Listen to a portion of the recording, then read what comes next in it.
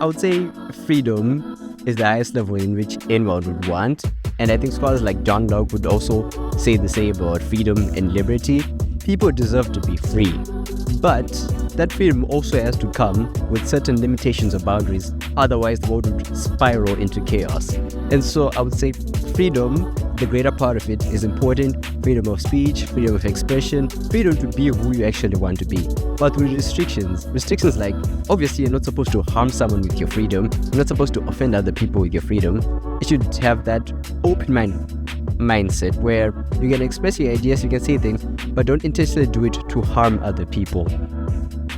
It really is subjective because who is enforcing the order, And if it's freedom, then who is setting the limits for what's a freedom and what isn't? So, in my opinion, it really depends on who is enforcing that freedom or order. I would choose order because it's lovely to listen to both of these utopian concepts of perfect freedom and perfect order. I do think we always need to aim for like a balanced and dynamic mixture, but I think order has to be our backbone of a society. Again, because if order is present, then an order is something that the entire society can actually feel comfortable in, and once you feel safe and comfortable, then you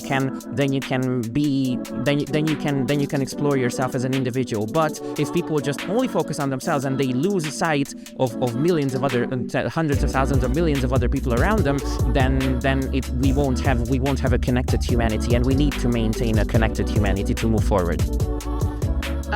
Between freedom and order, building a better world is a very thin line in between freedom and order, because I do think that order is essential, especially from my point of view, coming from a Rwandan perspective.